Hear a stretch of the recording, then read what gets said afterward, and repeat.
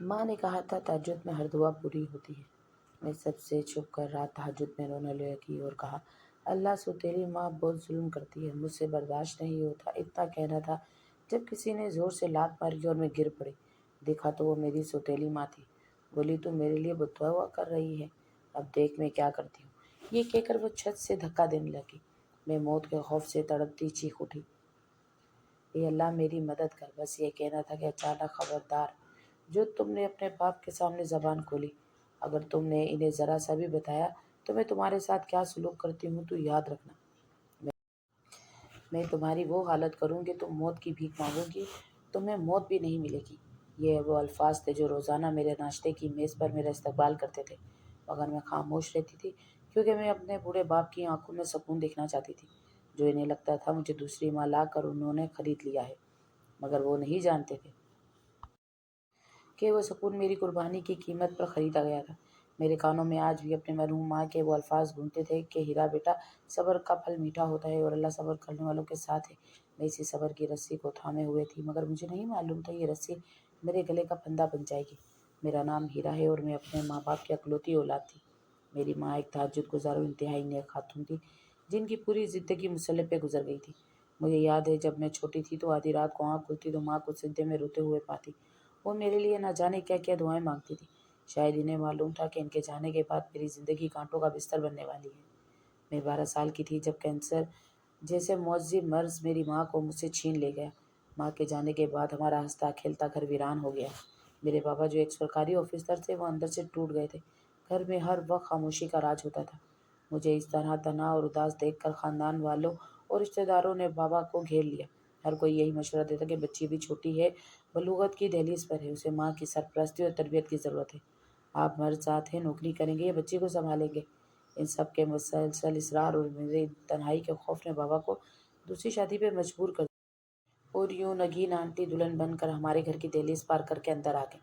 وہ دیکھنے میں بہت خوبصورت اور سلیقے مند خاتون تھی، مگر چہرے کی خوبصورتی دل کی سیاہی کو نہیں چھپا سکتی۔ یہ بات مجھے بہت بعد میں سمجھ آئی۔ شروعات کے دن تو بہت اچھے گزرے۔ نگین آنٹی نے آتے ہی گھر کا سارا نظام سنبھال دیا۔ وہ مجھے اپنے ہاتھوں سے کھانا کھلاتی، میرے بالوں میں کنگھی کرتی اور بابا کو دیکھ کر کہتی کہ ہیرا تو بالکل میری بیٹی جیسی ہے۔ بابا ان کے منہ سے یہ باتیں سن کر نہال ہو جاتے اور اللہ کا شکر ادا کرتے کہ میری بیٹی کو ماں مل گئی ہے۔ لیکن یہ محبت کا ناٹک صرف چند ہفتوں کا مہمان تھا۔ جیسے ہی بابا صبح دفتر کے لیے نکلتے، نگین آنٹی کا چہرہ بدل جاتا۔ ان کی آنکھوں میں میرے لیے جو نرمی ہوتی تھی، وہ نفرت اور حقارت میں بدل جاتی۔ مجھے یاد ہے وہ پہلے دن جب بابا کے جاتے ہی ناشتے کی میز پر میں نے ان سے پانی مانگا تھا، تو انہوں نے کہا تھا، کیا میں تمہاری نوکرانی ہوں جو تمہیں پانی پلاؤں گی؟ جاؤ خود لے کر پیو، اور خبردار جو کچن میں گندگی پھیلائی۔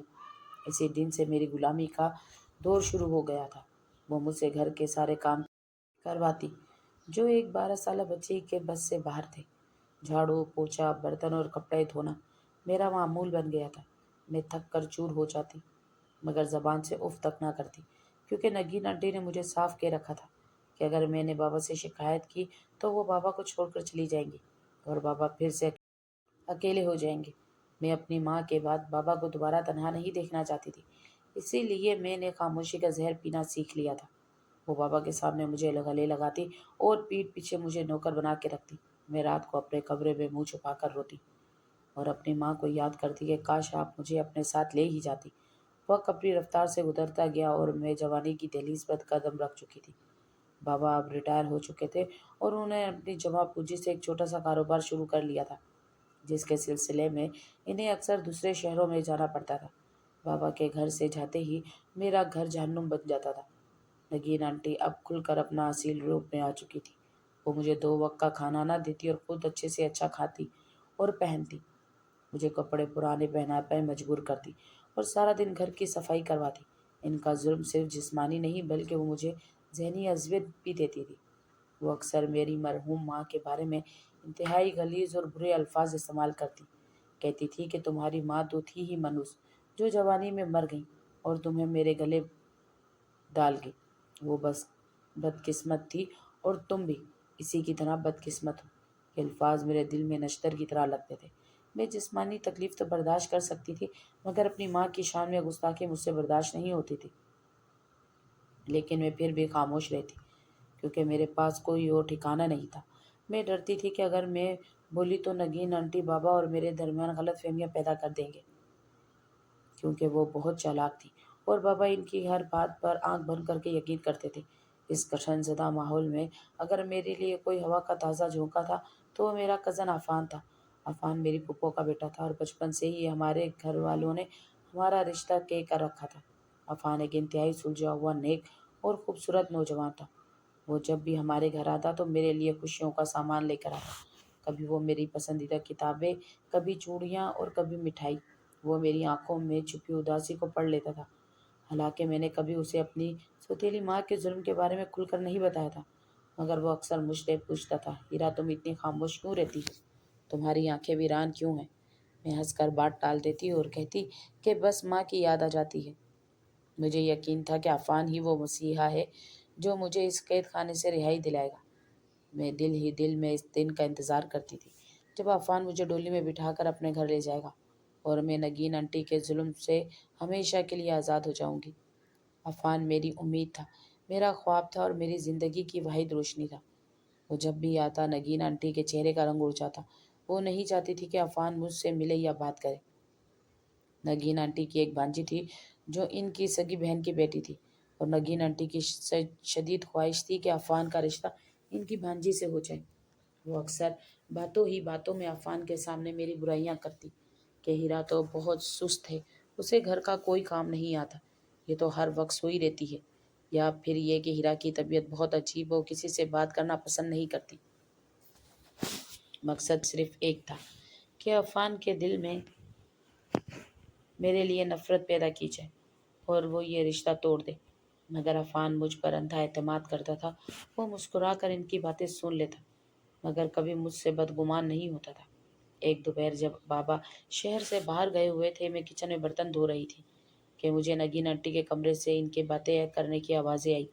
وہ شاید فون پر کسی سے باتیں کر رہی تھی۔ میں غیر ارادی طور پر دروازے کے قریب سے گزری تو میرے کانوں میں پڑنے والے الفاظ نے میرے پیروں تلے سے زمین نکال دی۔ وہ کہہ رہی تھی کہ تم فکر مت کرو بہن، یہ رشتہ میں کسی صورت نہیں ہونے دوں گی۔ عفان صرف تمہاری بیٹی کا ہے، وہ ساری جائیداد اور پیسہ ہماری فیملی میں ہی رہنا چاہیے۔ اس ہیرا کو تو میں راستے سے ہٹا دوں گی، کچھ ایسا کروں گی کہ عفان خود اس کے نام پر تھکے گا اور اسے اپنی زندگی سے نکال دے گا۔ میں کانپتے وجود کے ساتھ وہاں سے ہٹ گئی۔ میرا دل خوف سے ڈوب رہا تھا کہ یہ عورت کس حد تک جا سکتی ہے۔ مجھے اپنی جان سے زیادہ عفان کے کھو جانے کا ڈر لگنے لگا تھا۔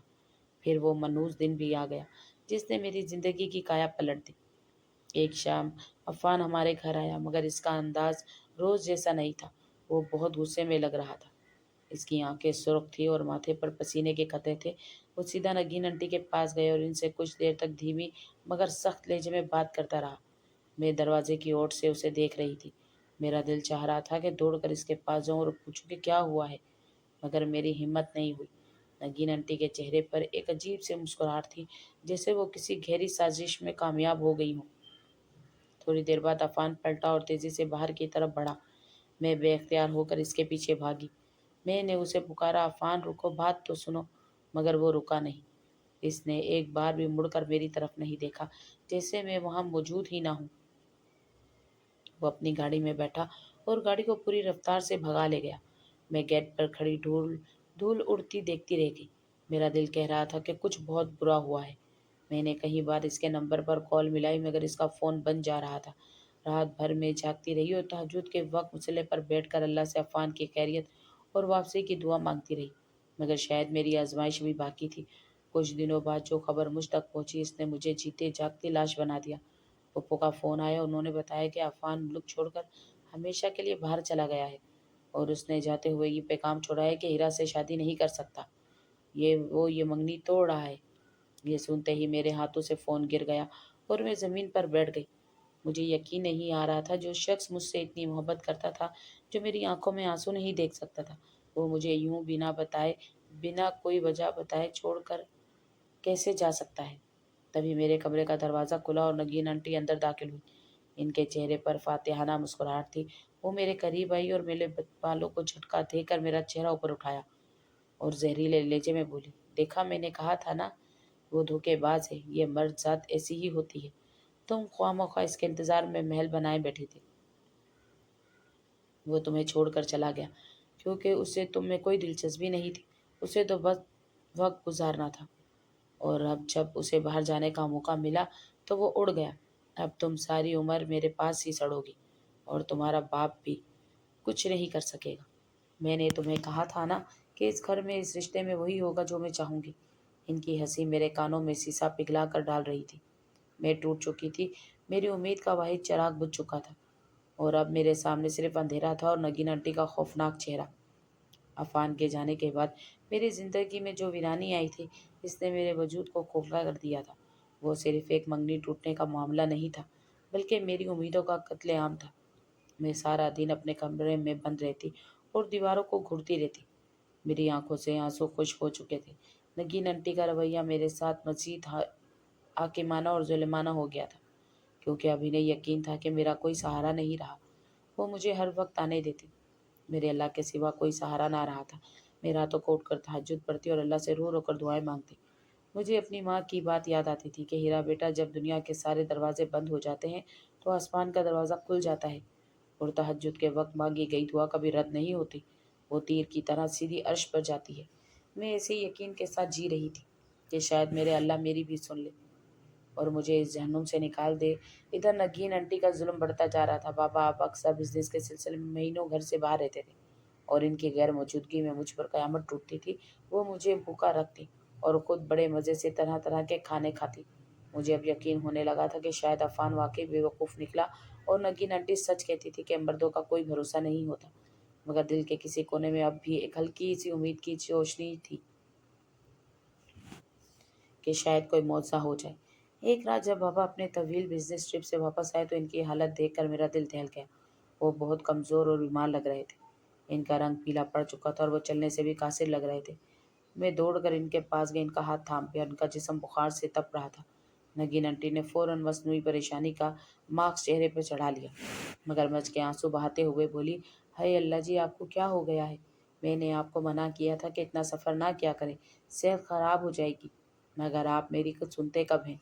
और इन्हें सहारा देकर कमरे में ले गई और लिटा दिया। मैं बाबा के लिए पानी लेकर गई तो उन्होंने मोहब्बत भरी नज़रों से मुझे देखा और मेरा सर थपथपाया। बाबा की वापसी से मुझे थोड़ा हौसला तो मिला था, मगर इनकी बीमारी मुझे अंदर ही अंदर खाई जा रही थी। अगले ही दिन नगीन आंटी ने मौका गनीमत जाना और अपने असल मकसद की तरफ बढ़ी। वो एक फ़ाइल लेकर बाबा के पास आई और बड़े प्यार से बोली कि मैं सोच रही थी कि आपकी तबीयत ठीक नहीं रहती और कारोबार का बोझ भी ज़्यादा है। क्यों ना हम कुछ जायदाद बेचकर पैसा बैंक में रख लें ताकि बुरे वक्त में काम आए। ये कागजात हैं, इन पर दस्तखत कर दें ताकि मैं वकील को दे सकूं। बाबा ने कांपते हाथों से फाइल पकड़ी और कागजात पढ़ने लगे। इनकी आंखों में एकदम गुस्सा आ गया। उन्होंने फाइल बंद करके साइड पर रख दी और सख्त लहजे में बोले, नगीन, ये जायदाद बेचने के कागजात नहीं है, बल्कि ये तो सारी जायदाद तुम्हारे नाम मुंतकिल करने के कागजात है और मैं ये दस्तखत हरगिज़ नहीं करूँगा। ये सब कुछ मेरी बेटी हीरा का है। मेरे बाद इसी का होगा। मैं अपनी बेटी का हक किसी को नहीं दे सकता। बाबा का इनकार सुनकर नगीन आंटी के चेहरे का रंग उड़ गया। इनकी आंखों में शदीद गुस्सा और नफरत उमड़ आई, जिसे उन्होंने बड़ी मुश्किल से काबू किया। वो मुस्कुराने की नाकाम कोशिश करते हुए बोली, अरे आप तो गलत समझ रहे हैं, मैं तो सिर्फ इंतज़ाम संभालने की बात कर रही थी। खैर, जैसे आपकी मर्ज़ी, मुझे क्या ज़रूरत है जायदाद की, मैं तो बस आपकी सहूलत चाहती थी। ये कहकर वो कमरे से निकल गई, मगर मैंने जाते हुए इनकी आंखों में छुपी वो शैतानी चमक देख ली थी जो खतरे की घंटी बजा रही थी। थोड़ी देर बाद जब मैं किचन में इनके लिए चाय बना रही थी तो वो मेरे पास आई और मेरा बाजू इतनी ज़ोर से दबोचा कि मैं कराह उठी। उन्होंने दांत पीस कर कहा कि तुम और तुम्हारा बाप बहुत होशियार बनने हो ना। सुन लो कान खोलकर, ये जायदाद तो मैं लेकर आऊँगी। अगर तुम्हारे बाप ने सीधे तरीके से ना दी तो मैं छीन लूँगी, और याद रखना, अगर तुमने जायदाद अपने नाम करवाने की कोशिश की या मेरे रास्ते में आई तो मैं तुम्हारी जान से मार दूँगी और किसी को कानो कान खबर भी नहीं होगी। मैं डर से कांपने लगी। इनका लहजा और अंदाज बता रहा था कि वो अब किसी भी हद तक जा सकती हैं। बाबा की तबीयत संभल नहीं रही थी, बल्कि दिन ब दिन बिगड़ती जा रही थी। डॉक्टर्स ने इन्हें मुकम्मल आराम का मशवरा दिया था और कुछ दवाइयाँ लिख कर दी थी। नगीन आंटी ने बाबा की देखभाल की जिम्मेदारी खुद ले ली वो किसी और को बाबा के करीब भी नहीं जाने देती थी। वो वक्त पर इन्हें दवाइयाँ देती और इनके लिए मखसूस यखनी और खाने बनाती थी, मगर मुझे कुछ अजीब लग रहा था। बाबा दवाई खाने के बाद बेहतर होने की बजाय मज़ीद निढाल हो जाते थे। वो अक्सर पेट में दर्द की शिकायत करते और हर वक्त नींद बेहोशी की हालत में रहते। मुझे शक होने लगा था कि कहीं दाल में कुछ काला तो नहीं, क्योंकि नगीन आंटी जैसी लालची औरत इतनी खिदमतगुजार कैसे हो सकती है। एक दिन जब मैं बाबा के कमरे में गई तो मैंने देखा कि इनकी दवाई का रंग कुछ बदला हुआ है और उसमें से एक अजीब सी बू आ रही थी। मैंने बाबा से कहा कि बाबा ये दवाई मत खाएं, ये ठीक नहीं लग रही। तभी नगीन आंटी वहाँ आ गई। उन्होंने मेरे हाथ से गिलास झपट लिया और बाबा की तरफ देख कर बोली, देखें जी, ये लड़की पागल हो गई है, उसे हर चीज़ में शक होता है। डॉक्टर ने जो दवाई दी है ये वही है। अब ये डॉक्टर से भी बड़ी सियानी बन गई है। बाबा ने बेबसी से मेरी तरफ देखा और बोली, हीरा बेटा तुम वहम मत करो, तुम्हारी माँ मेरा बहुत ख्याल रखती है, जाओ तुम आराम करो। नगीन आंटी ने मुझे तकरीबन धक्के देकर कमरे से निकाल दिया और दरवाज़ा बंद कर लिया। मुझे यकीन हो गया कि वो बाबा को दवाई के नाम पर जहर दे रही है। मेरा शक यकीन में इस वक्त बदल गया जब एक रात सब सो रहे थे और मुझे प्यास लगी तो मैं पानी पीने के लिए उठी। किचन की तरफ जाते हुए मुझे पिछले दरवाजे पे कुछ सरगोशियों की आवाज़ आई। मैं दबे पाँव वहाँ गई और दरवाजे की ओर से देखा तो मेरे रोंगटे खड़े हो गए। नगीन आंटी एक काले कपड़ों में मलबूस मशकूक आदमी से बात कर रही थी। वो आदमी देखने में ही कोई जराइम पेशा लग रहा था। नगीन आंटी ने उसे कुछ पैसे थमाए और धीमी मगर शफाक आवाज़ में बोली कि काम जल्द हो जाना चाहिए, ये अब ज़्यादा दिन नहीं निकालेगा। मैं उसे स्लो पॉइजन दे रही हूँ, बस चंद दिनों की बात है।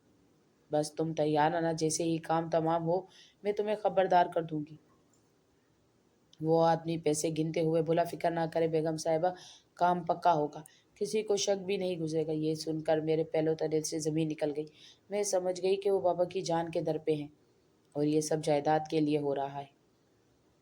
मैंने फैसला किया कि अब मुझे कुछ करना होगा, वरना मैं यतीम हो जाऊंगी और बाबा को बचाने वाला कोई नहीं होगा।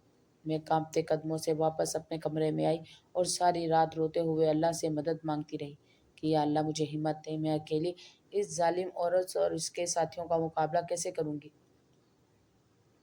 अगले दिन मैंने एक खतरनाक कदम उठाने का फैसला किया। मैं जानती थी कि अगर मैंने बाबा को बताया तो वो यकीन नहीं करेंगे और नजीन आंटी उल्टा मुझे ही फंसा देंगी। इसलिए मैंने सोचा कि मैं खुद ही बाबा की बदलनी होगी। दोपहर के वक्त जब नगीन आंटी नहाने के लिए बाथरूम गई तो मैं दबे पाँव इनके कमरे में गई, जहाँ वो अपनी अलमारी में दवाइयाँ छुपा कर रखती थी। मेरा दिल दौड़ दौड़ से धड़क रहा था कि अगर वो आ गई तो मेरा क्या होगा। मैंने जल्दी से अलमारी खोली और असली दवाइयों की शीशियाँ निकाली और इन जहरीली दवाइयों को वहाँ से हटाकर असली दवाइयाँ वहाँ रख दी और वो जहरीली दवाइयाँ मैंने नाली में बहा दी। मैं कांपते हाथों से ये सब कर रही थी।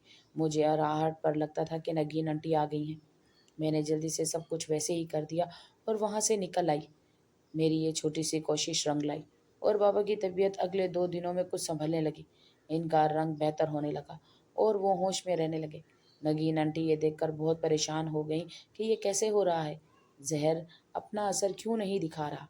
इनकी शक भरी नज़रें मुझ पर जमी थी। वो भांप गई थी कि यह मेरा काम है, क्योंकि घर में मेरे सिवा और कोई नहीं था जो ये हरकत कर सकता था। एक दिन जब मैं छत पर कपड़े फैला रही थी तो नगीन आंटी मेरे पीछे आई और उन्होंने मेरा हाथ मरोड़ कर दीवार के साथ लगा दिया। इनकी आंखों में खून उतर आया था। वो गुर्रा कर बोली कि तुम बहुत चालाक बनती हो ना, मुझे पता है तूने दवाइयाँ बदली है। सुन ले हीरा, अगर तूने दोबारा ऐसी हरकत की या मेरे रास्ते में रोड़े अटकाए तो मैं तुझे जिंदा दफन कर दूंगी। इस घर के सहन में और किसी को पता भी नहीं चलेगा।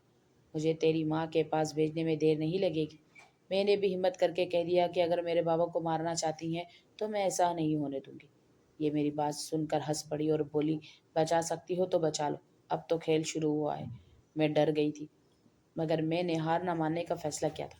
अभी कुछ दिन ही गुजरे थे कि बाबा को फ़ोन आया कि इनके बिजनेस में कोई बहुत बड़ा मसला हो गया है और इन्हें फ़ौरन दूसरे शहर जाना पड़ेगा, वरना फैक्ट्री बंद हो जाएगी। बाबा जाना नहीं चाहते थे क्योंकि इनकी तबीयत अभी अभी पूरी तरह बहाल नहीं हुई थी, मगर नगीन आंटी ने इन्हें मजबूर किया। वो बोली कि आप जाएं, फिक्र ना करें, मैंने दवाइयाँ रख दी हैं। अगर आप नहीं गए तो हमारा सब कुछ डूब जाएगा और हम सड़क पर आ जाएंगे। हीरा की शादी कैसे करेंगे? انہوں نے جذباتی بلیک میل کر کے بابا کو راضی کر لیا۔ بابا کے جاتے ہی نگین آنٹی نے گھر کی واحد ملازمہ کو بھی 1 ہفتے کی چھٹی دے دی۔ اب گھر میں صرف میں اور وہ تھی۔ وہ ایک گہری خوفناک خاموشی تھی۔ رات کا وقت تھا اور باہر موسم بھی ہمارے حالات کی طرح بگڑ رہا تھا۔ طوفانی بارش شروع ہو چکی تھی، بادل زور زور سے گرج رہے تھے اور بجلی کی کڑک سے میرا دل دہل رہا تھا۔ نگین آنٹی کی نظریں سارا دن میرا پیچھا کرتی رہی تھیں اور ان کے چہرے پر ایک عجیب سا اطمینان تھا، جیسے شکار جال میں پھنس چکا ہو۔ میں اپنے کمرے میں کنڈی لگا کر بیٹھی تھی، مگر خوف میرے رگ و پے میں سرایت کر چکا تھا۔ مجھے بار بار نگین آنٹی کی وہ دھمکی یاد آ رہی تھی کہ میں تجھے زندہ دفن کر دوں گی۔ باہر بارش اور ہوا کا شور اتنا تھا، اگر میں چیخوں بھی تو کوئی میری آواز نہیں سن سکتا تھا۔ میں نے جائے نماز بچھا لی، کیونکہ میرا واحد سہارا میرا رب تھا۔ میں نفل ادا کرنے لگی اور سجدے میں گر کر رونے لگی اور اللہ سے فریاد کرنے لگی کہ اے اللہ میری مدد کر، میں بہت کمزور ہوں، میرا کوئی سہارا نہیں تیرے سوا، تو ہی میرا وارث ہے۔ میرے بابا کی حفاظت کر اور مجھے اس ظالم عورت سے نجات دلا۔ میں زار و قطار رو رہی تھی کہ میرے آنسو جائے نماز کو بھگو رہے تھے۔ مجھے اپنی بے بسی پہ بہت رونا آ رہا تھا کہ میں اپنے ہی گھر میں قید ہوں اور میری جان کو خطرہ ہے۔ ابھی میں دعا مانگ ہی رہی تھی کہ اچانک میرے کمرے کا دروازہ زور سے کھلا، جیسے کسی نے اسے لات ماری ہو۔ میں اچھل پڑی اور پلٹ کر دیکھا، نگین آنٹی دروازے پہ کھڑی تھی اور وہ اس وقت کسی چڑیل سے کم نہیں لگ رہی تھی۔ ان کے بال بکھرے ہوئے تھے اور آنکھوں میں جنون تھا۔ ان کے ہاتھ میں ایک بھاری ڈنڈا تھا جسے دیکھ کر میری روح کانپ گئی۔ وہ غصے میں بھپری ہوئی اندر داخل ہوئی اور چلاتے ہوئے بولی کہ تو بہت نیک بنتی ہے نا، بڑا شوق ہے تجھے نمازیں پڑھنے کا اور اپنے باپ کو بچانے کا۔ آج میں دیکھتی ہوں تجھے کون بچاتا ہے، کیسے بچاتا ہے۔ تو نے میرا سارا پلان خراب کر دیا۔ اگر تو درمیان میں نہ آتی تو اب تک تیرا باپ مر چکا ہوتا اور سب کچھ میرا ہوتا، لیکن تو ایک کانٹے کی طرح میرے حلق میں اٹکی ہوئی ہے۔ آج میں اس کانٹے کو ہی نکال پھینکوں گی، میں تجھے زندہ نہیں چھوڑوں گی۔ یہ کہہ کر وہ میری طرف بڑھی۔ میں نے پیچھے ہٹنے کی کوشش کی، مگر کمرے میں جگہ کم تھی۔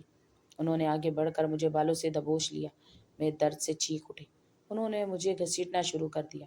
میں نے ان کے ہاتھ پاؤں جوڑے کہ آنٹی خدا کے لیے مجھے چھوڑ دے، مجھے مت مارے، میں کسی کو کچھ نہیں بتاؤں گی، میں گھر چھوڑ کر چلی جاؤں گی۔ مگر ان پر خون سوار تھا۔ وہ مجھے بالوں سے گھسیٹتے ہوئے کمرے سے باہر لائیں اور سیڑھیوں کی طرف لے جانے لگی۔ میں نے مزاحمت کرنے کی بہت کوشش کی۔ میں نے اپنے پاؤں زمین پر جمائے، چیزوں کو پکڑنے کی کوشش کی، مگر وہ مجھ سے بہت زیادہ طاقتور تھی اور غصے نے ان کی طاقت کو دگنا کر دیا تھا۔ وہ مجھے جانوروں کی طرح گھسیٹ رہی تھی۔ میرا سانس پھول رہا تھا اور جسم درد سے ٹوٹ رہا تھا۔ وہ مسلسل گالیاں دے رہی تھی اور کہہ رہی تھی کہ آج تیری آخری رات ہے، میں تجھے چھت سے گرا کر یہ ثابت کروں گی کہ تم نے خودکشی کی ہے۔ عفان کے غم میں اور دنیا میری بات مانے گی، کیونکہ سب جانتے ہیں کہ تم اس کے جانے کے بعد ڈپریشن میں تھی۔ کتنا فول پروف پلان تھا ان کا۔ مجھے اپنی موت سامنے نظر آ رہی تھی۔ وہ مجھے گھسیٹتے ہوئے چھت کی سیڑھیوں پر لے آئی۔ بارش کا پانی سیڑھیوں سے نیچے آ رہا تھا اور اوپر گھپ اندھیرا تھا، صرف بجلی کی چمک سے کبھی کبھی روشنی ہوتی اور ان کا خوفناک چہرہ دکھائی دیتا۔ میرا دل ڈوب رہا تھا کہ کیا واقعی میری زندگی کا اختتام ایسا ہوگا؟ کیا میری تہجد کی دعائیں رد ہو گئی ہیں؟ نہیں، ایسا نہیں ہو سکتا، میرا رب مجھے تنہا نہیں چھوڑ سکتا۔ میں دل ہی دل میں آیت کرسی پڑھنے لگی۔ جب وہ مجھے چھت کے دروازے تک لے گئیں تو میں نے آخری بار پوری طاقت لگا کر خود کو چھڑانے کی کوشش کی، مگر انہوں نے میرے سر پر ڈنڈا مارا، جس سے میں چکرا گئی اور نیم بے ہوش ہو گئی۔ اب میں مکمل طور پر ان کے رحم و کرم پر تھی اور وہ مجھے موت کے دہانے پر لے آئی تھی۔ بارش زور و شور سے جاری تھی اور آسمان سے گرنے والے پانی میرے آنسوؤں کے ساتھ مل رہا تھا۔ میں درد کی شدت سے نڈھال ہو رہی تھی۔ میرے سر کے بال ان کی مٹھی میں جکڑے ہوئے تھے اور مجھے ایسا لگ رہا تھا جیسے میری کھوپڑی جسم سے الگ ہو جائے گی۔ میں نے سیڑھیوں کی ریلنگ پکڑنے کی کوشش کی، مگر انہوں نے میرے ہاتھ پر اتنے زور سے ڈنڈا مارا کہ میرا ہاتھ سن ہو گیا اور گرفت چھوٹ گئی۔ وہ کسی پاگل ہتھنی کی طرح چنگاڑ رہی تھی۔ اور آج تیرا کھیل ختم ہیرا، آج اس گھر سے تیری لاش ہی نیچے جائے گی اور دنیا یہی سمجھے گی کہ عفان کے غم سے تو نے چھت سے کود کر جان دے دی ہے۔ کتنا شاندار اختتام ہوگا تیری اس دکھ بھری کہانی کا، اور تیرے بعد تیرا یہ بوڑھا باپ بھی صدمے سے مر جائے گا اور پھر یہ سب کچھ میرا ہوگا، صرف میرا۔ میں ان کے جنون کو دیکھ کر سمجھ گئی تھی کہ آج مجھے کوئی انسان نہیں بچا سکتا۔ ان کی آنکھوں میں خون اتر آیا تھا اور وہ شیطان کی پیروکار بن چکی تھی۔ جب وہ مجھے چھت پر لے گئی تو وہاں خوب اندھیرا تھا، صرف بجلی کی چمک سے کبھی کبھی سب کچھ روشن ہو جاتا تھا۔ تیز ہوا کے تھپیڑے میرے منہ پر لگ رہے تھے اور سردی سے میرا جسم کانپ رہا تھا، مگر خوف کی سردی موسم کی سردی سے زیادہ تھی۔ ہمارے گھر کی پچھلی گلی میں کسی کی شادی ہو رہی تھی، جہاں سے ڈھول باجوں کی آوازیں آ رہی تھی۔ وہاں خوشیاں منائی جا رہی تھی اور یہاں میری موت کا تماشا لگنے والا تھا۔ وہ شادی کا شور اتنا زیادہ تھا کہ میری چیخ اس شور میں دب کر رہ گئی تھی۔ میں نے آخری بار ان کے پاؤں پکڑ لی اور گڑ گڑا کر کہا کہ نگین آنٹی، خدا کے لیے مجھے مت مارے، مجھے جانے دے، میں وعدہ کرتی ہوں کہ میں کبھی واپس نہیں آؤں گی، میں بابا کو بھی کچھ نہیں بتاؤں گی، بس میری جان بخش دیں، اللہ سے ڈریں، وہ دیکھ رہا ہے۔ مگر انہوں نے مجھے زور سے لات ماری اور میں گری چھت پر پھسلتی ہوئی منڈیر کے قریب جا گری۔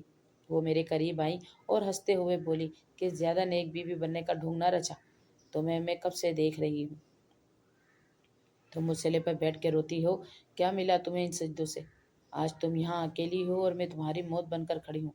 کوئی نہیں آئے گا ہیرا، کوئی نہیں آئے گا، یہ دنیا طاقتور کی ہے اور آج طاقت میرے پاس سے ہے۔ انہوں نے مجھے بالوں سے پکڑ کر کھڑا کیا اور چھت کی نچلی دیوار کی طرف دھکیلا۔ نیچے گلی میں اندھیرا تھا اور بلندی سے گرنے کا خوف میرے دل کی دھڑکن بند کر رہا تھا۔ انہوں نے میرا گلا دبا دیا اور مجھے پیچھے کی طرف دھکیلنے لگی۔ میرا آدھا جسم دیوار سے باہر لٹک رہا تھا اور زندگی اور موت کے درمیان صرف ان کے ہاتھ کا فاصلہ تھا۔ اس آخری لمحے میں جب موت مجھے اپنی آنکھوں کے سامنے نظر آ رہی تھی، میرے لبوں سے بے اختیار ایک فریاد نکلی۔ میں نے آنکھیں بند کر لی اور دل کی گہرائیوں سے پکارا کہ یا اللہ، میری مدد کر۔ تو نے کہا تھا کہ مظلوم کی بد دعا اور تہجد کی دعا میں کوئی پردہ نہیں ہوتا۔ آج تیری بندی تیرے آسرے پر ہے، میری لاج رکھ لے، مجھے بچا لے یا میرے رب۔ ابھی یہ الفاظ میرے دل سے نکلے ہی تھے کہ نگین آنٹی نے اپنا دایاں ہاتھ فضا میں بلند کیا تاکہ مجھے آخری دھکا دے سکے کہ اچانک فضا میں ایک زوردار دھماکے کی آواز گونجی۔ یہ شادی کی ہوائی فائرنگ تھی جو نیچے گلی میں ہو رہی تھی، مگر قدرت کا کرنا ایسا ہوا کہ ان کی اندھی گولی میں سے ایک گولی سیدھی موت کا پیغام بن کر آئی اور نگین آنٹی کے اسی دائیں ہاتھ پر لگی جو انہوں نے مجھے گرانے کے لیے اٹھایا تھا۔ ایک دل خراش اور کان پھاڑ دینے والی چیخ فضا میں گونجی جو بادلوں کی گرج سے بھی زیادہ خوفناک تھی۔ نگین آنٹی کا ہاتھ لہو لہان ہو چکا تھا اور گولی ان کی کلائی کو چیرتی ہوئی نکل گئی تھی۔ ان کی گرفت میرے گلے سے چھوٹ گئی اور وہ درد کی شدت سے تڑپتی ہوئی پیچھے گری۔ ان کے ہاتھ سے خون کا فوارہ پھوٹ رہا تھا اور وہ مچھلی کی طرح تڑپ رہی تھی۔ میں دیوار کے سہارے کھڑی ہانپ رہی تھی۔ مجھے سمجھ نہیں آ رہا تھا کہ کیا ہوا ہے۔ ابھی ایک لمحے پہلے وہ میری جان لینے والی تھی اور اب وہ خود زمین پر پڑی تھی۔ یہ میرے رب کی لاٹھی تھی جو بے آواز تھی، مگر جس کا وار کبھی خالی نہیں جاتا۔ یہ اس دعا کا اثر تھا جو میں نے تہجد کی تنہائیوں میں مانگی تھی۔ وہ عورت جو طاقت کے نشے میں خدا کو بھول گئی تھی، آج خدا نے اسے اپنی طاقت دکھا دی تھی۔ ابھی وہ درد سے چیخ ہی رہی تھی کہ اچانک چھت کے دروازے سے دو سائے تیزی سے باہر نکلے۔ بجلی کی چمک میں نے دیکھا تو مجھے اپنی آنکھوں پر یقین نہیں آیا۔ وہ بابا تھے اور ان کے ساتھ عفان تھا۔ ہاں، وہی عفان جسے میں بیوقوف سمجھ رہی تھی۔ وہ دونوں ہانپ رہے تھے، شاید وہ چیخ سن کر بھاگتے ہوئے اوپر آئے تھے۔ سامنے کا منظر دیکھ کر وہ دونوں سکتے میں آ گئے۔ نگین آنٹی بارش کے پانی اور اپنے خون میں لت پت پڑی کرا رہی تھی اور میں کونے میں سہمی ہوئی کانپ رہی تھی۔ بابا ایک لمحے کے لیے رک گئے، انہیں اپنی آنکھوں پر یقین نہیں آ رہا تھا، مگر پھر وہ تیزی سے میری طرف لپکے اور مجھے اپنے سینے سے لگا لیا۔ وہ زاروں قطار رو رہے تھے اور میرا سر چوم رہے تھے۔ ہیرا میری بیٹی، تم ٹھیک تو ہو؟ میں نے تمہیں کھو تو نہیں دیا؟ میں بابا کے سینے سے لگ کر پھوٹ پھوٹ کر رو پڑی۔ سارا خوف آنسوؤں کی شکل میں بہہ نکلا۔ عفان نے آگے بڑھ کر نگین آنٹی کو دیکھا جن کا ہاتھ بری طرح زخمی ہو چکا تھا اور ہڈی باہر نکل آئی تھی۔ وہ درد سے چلا رہی تھی کہ ہائے میرا ہاتھ، مر گئی میں، مجھے اسپتال لے چلو۔ عفان کی آنکھوں میں ان کے لیے نفرت تھی، مگر اس نے انسانیت کا مظاہرہ کرتے ہوئے اپنی قمیض اتاری اور ان کا خون بہتے ہاتھ پر کس کر باندھ دی تاکہ خون رک سکے۔ بابا نے نفرت سے ان کی طرف دیکھا اور بولے، نگین، یہ تم نے کیا کیا؟ تم اتنی گر جاؤ گی، میں سوچ بھی نہیں سکتا تھا۔ تم نے میری معصوم بچی کی جان لینے کی کوشش کی۔ نگین آنٹی اب درد اور خوف سے کانپ رہی تھی۔ انہیں اندازہ ہو گیا تھا کہ ان کا کھیل ختم ہو چکا ہے اور وہ رنگے ہاتھوں پکڑی گئی ہیں۔ ہم نے مشکل سے انہیں سہارا دے کر نیچے اتارا اور عفان نے فوراً ایمبولینس کو فون کیا۔ اسپتال کے راستے میں نگین آنٹی درد سے نیم بے ہوش تھی اور بڑبڑا رہی تھی کہ میرا ہاتھ، میرا ہاتھ۔ ڈاکٹر نے انہیں فوراً ایمرجنسی میں شفٹ کیا۔ ہم باہر لابی میں انتظار کرنے لگے۔ میں بابا کے ساتھ بیٹھی تھی اور عفان ہمارے سامنے کھڑا تھا۔ اس نے مجھے پانی لا کر دیا اور میری طرف شرمندگی سے دیکھا۔ اس کی آنکھوں میں پشیمانی تھی۔ تب بابا نے مجھ سے پوچھا کہ بیٹا یہ سب کیا ہے؟ عفان یہاں کیسے؟ اور تم نے مجھے بتایا کیوں نہیں کہ یہ عورت تمہیں اتنے ستاتی ہے؟ میرے روتے ہوئے بابا کو سب کچھ بتا دیا کہ کیسے وہ مجھے دھمکیاں دیتی تھی، کیسے انہوں نے آپ کو زہر دیا اور کیسے وہ جائیداد کے لیے مجھے مارنا چاہتی تھی۔ بابا میرا سر پکڑ کر روتے ہو رہے کہ میں کتنا اندھا تھا۔ میں نے سانپ کو اپنی آستین میں پالا اور پہچان نہ سکا اور اپنی پھول جیسی بیٹی کو اذیت میں رکھا۔ تبھی عفان میرے قریب آیا اور گھٹنوں کے بل بیٹھ کر مجھ سے بولا، ہیرا مجھے معاف کر دو۔ میں جانتا ہوں تمہیں مجھ سے بہت شکایت ہے کہ میں تمہیں چھوڑ کر چلا گیا تھا، مگر یقین کرو میں کبھی گیا ہی نہیں تھا۔ میں یہیں تھا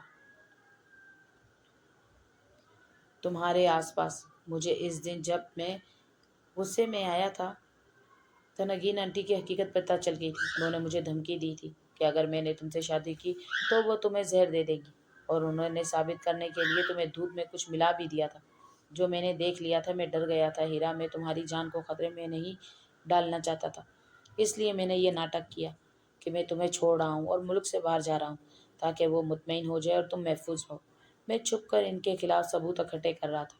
میں نے ان کی کالز ریکارڈ کی جس میں وہ اس قاتل سے بات کر رہی تھی۔ مجھ جیسے ہی پتہ چلا وہ آج رات کچھ کرنے والی ہے، میں فوراً بابا کو لینے گیا اور انہیں راستے سے واپس لایا۔ ہمیں پہنچنے میں تھوڑی دیر ہو گئی، مگر شکر ہے اللہ نے تمہاری حفاظت کی۔ عفان کی باتیں سن کر مجھے اپنی سوچ پر بہت شرمندگی ہوئی۔ میں نے اسے کتنا غلط سمجھا تھا۔ میں اسے بددعائیں دیتی رہی اور وہ میری زندگی بچانے کے لیے اپنی محبت کی قربانی دے رہا تھا، بدنامی سہ رہا تھا۔ میں نے روتے ہوئے کہا، عفان مجھے معاف کر دو، میں نے تم پر شک کیا۔ وہ مسکرایا اور بولا، نہیں ہیرا، غلطی میری تھی، مجھے تمہیں بتا دینا چاہیے تھا کہ میں رسک نہیں لینا چاہتا تھا۔ اتنی دیر میں ڈاکٹر باہر آئے اور انہوں نے جو خبر سنائی وہ قدرت کا انصاف تھی۔ ڈاکٹر نے سنجیدہ سے بتایا کہ گولی لگنے سے ہاتھ کی اہم نسیں اور ہڈیاں بری طرح متاثر ہوئی ہیں۔ ہم نے جان تو بچا لی مگر ہاتھ کاٹنے سے بھی بچا لیا ہے، مگر یہ ہاتھ اب کبھی کام نہیں کر سکے گا۔ یہ دایاں ہاتھ مکمل طور پر مفلوج ہو چکا ہے، اب یہ بے جان گوشت کا لتھڑا ہے۔ یہ سن کر بابا کے منہ سے بے اختیار نکلا، اللہ اکبر، یہ واقعی مکافات عمل ہے۔ وہ ہاتھ جس سے انہوں نے مجھے تھپڑ مارے تھے، جس سے انہوں نے بابا کے لیے زہر ملایا تھا اور جس سے وہ مجھے چھت سے دھکا دینے والی تھی، اللہ نے وہی ہاتھ ان سے چھین لیا تھا۔ وہ ہاتھ اب زندگی بھر کے لیے ناکارہ ہو گیا تھا۔ جب ہم کمرے میں گئے تو نگین آنٹی ہوش میں تھی اور اپنے بے جان ہاتھ کو دیکھ کر آنسو بہا رہی تھی۔ ہمیں دیکھتے ہی وہ رونے لگی۔ ان کا سارا غرور، سارا تکبر خاک میں مل چکا تھا۔ وہ بولی، مجھے معاف کر دے، میں بھٹک گئی تھی، لالچ نے مجھے اندھا کر دیا تھا، مجھے میرے کیے کی سزا مل گئی ہے، اللہ نے میرا بازو مجھ سے لے لیا ہے۔ بابا کا غصہ ابھی ٹھنڈا نہیں ہوا تھا۔ وہ نفرت سے بولے کہ نگین، تم معافی کے لائق نہیں ہو، تم نے ممتا کے نام پر دھبا لگایا ہے، میں تمہیں طلاق دوں گا اور پولیس کے حوالے کروں گا، تم نے قتل کی کوشش کی ہے۔ یہ بات سن کر نگین آنٹی چیخیں مار کر رونے لگی کہ خدا کے لیے ایسا نہ کرے، میں جیل میں مر جاؤں گی، میں اپاہج ہو گئی ہوں، میرا کوئی ٹھکانہ نہیں ہے، میں سڑکوں پر رل جاؤں گی، مجھے اپنے گھر کے کسی کونے میں پڑا رہنے دے، میں آپ کی جوتوں میں بیٹھ کر توبہ کروں گی۔ عفان نے بھی کہا کہ انکل، پولیس کیس کرنے سے ہیرا کی بھی بدنامی ہوگی اور عدالتوں کے چکر لگیں گے، یہ ویسے بھی اب عبرت کا نشانہ بن چکی ہیں۔ بابا فیصلہ نہیں کر پا رہے تھے، تب میں نے آگے بڑھ کر بابا کا ہاتھ تھاما اور کہا، بابا انہیں معاف کر دیں۔ بابا حیرت سے میری طرف دیکھنے لگے۔ میں نے نگین آنٹی کی طرف دیکھا جو رحم طلب نظروں سے مجھے دیکھ رہی تھی۔ میں نے کہا، بابا، اللہ معاف کرنے والوں کو پسند کرتا ہے، ان کا ضمیر اور یہ ناکارہ ہاتھ ہی ان کے لیے سب سے بڑی سزا اور جیل ہے۔ اگر ہم نے بھی ان کے ساتھ وہی کیا جو انہوں نے ہمارے ساتھ کیا تو ہم میں اور ان میں کیا فرق رہ جائے گا؟ انہیں گھر لے چلیں، یہ اب ہمارا کچھ نہیں بگاڑ سکتی، اور ویسے بھی اب ہم سب ان کی سچائی جان چکے ہیں، اب یہ چاہ کر بھی کچھ غلط نہیں کر سکتی۔ بابا نے میری پیشانی چومی اور کہا، میری بیٹی، تمہارا دل بہت بڑا ہے، تم اپنی ماں کی طرح نیک ہو، ٹھیک ہی اگر تم کہتی ہو تو میں اسے پولیس کے حوالے نہیں کرتا، مگر اب اس کا اس گھر میں وہ مقام نہیں ہوگا۔ ہم نگین آنٹی کو گھر واپس لے آئے، مگر اب وہ گھر کی مالکن نہیں تھی، بلکہ ایک الگ تھلگ کمرے تک محدود ہو گئی تھی۔ فیصلہ یہ ہوا کہ وہ گھر کے پچھلے حصے میں رہیں گی، جہاں وہ اپنی باقی زندگی توبہ کرتے ہوئے گزاریں گی۔ اب گھر میں ان سے کوئی بات نہیں کرتا، ملازم انہیں وقت پر کھانا دے آتے ہیں اور وہ خاموشی سے کھا لیتی ہیں۔ میں نے کئی بار چھپ کر دیکھا کہ وہ جائے نماز پر بیٹھی اپنے مفلوج ہاتھ کو دیکھ کر رو رہی ہوتی ہیں اور اللہ سے معافی مانگتی ہیں۔ ان کا وہ رعب، وہ دبدبہ سب ختم ہو گیا ہے، وہ اب ایک ٹوٹی ہوئی اور عبرتناک تصویر بنی بیٹھی ہیں۔ انہیں دیکھ کر مجھے ترس بھی آتا ہے واقعی انسان کو اپنی طاقت پر کبھی غرور نہیں کرنا چاہیے، کیونکہ اللہ کی پکڑ بہت سخت ہے۔ کچھ عرصے بعد جب حالات معمول پر آ گئے تو بابا نے میری اور عفان کی شادی کی تاریخ طے کر دی۔ وہ دن میری زندگی کا سب سے خوبصورت دن تھا، جب میں دلہن بن کر اسٹیج پر بیٹھی تھی اور عفان میرے ساتھ تھا۔ پورا گھر روشنیوں سے جگمگا رہا تھا، مگر میری نظریں بار بار اس کھڑکی کی طرف اٹھ رہی تھیں جہاں پردے کے پیچھے چھپی نگین آنٹی حسرت سے ہمیں دیکھ رہی تھی۔ ان کی آنکھوں میں آنسو تھے۔ شاید وہ سوچ رہی تھی کہ اگر وہ لالچ نہ کرتی تو آج وہ بھی اس خوشی میں شریک ہوتی، مگر اب وقت گزر چکا تھا۔ میں نے دل ہی دل میں اللہ کا شکر ادا کیا جس نے مجھے اس امتحان میں سرخرو کیا تھا۔ آج میری شادی کو 2 سال ہو چکے ہیں۔ اللہ نے مجھے ایک پیارے سے بیٹے سے نوازا ہے۔ میں اور عفان ایک خوشحال زندگی گزار رہے ہیں۔ بابا بھی ہمارے ساتھ بہت خوش ہیں اور اپنے نواسے کے ساتھ کھیلتے رہتے ہیں۔ نگین آنٹی آج بھی اسی کمرے میں قید ہیں۔ وہ زندہ تو ہیں مگر تنہائی کا شکار ہیں۔ ان کا انجام دیکھ کر میں اکثر سوچتی ہوں کہ برائی چاہے جتنی بھی طاقتور کیوں نہ ہو، اچھائی کے سامنے گھٹنے ٹیک دیتی ہے۔ میری ماں کی کہی ہوئی بات سچ ثابت ہوئی تھی کہ تہجد کی دعا عرش ہلا دیتی ہے۔ کہانی کیسی لگی؟ اپنی رائے کا اظہار کمنٹ باکس میں لازمی کیجیے گا اور میرے چینل کو سبسکرائب بھی کر دیجیے گا۔ اللہ حافظ۔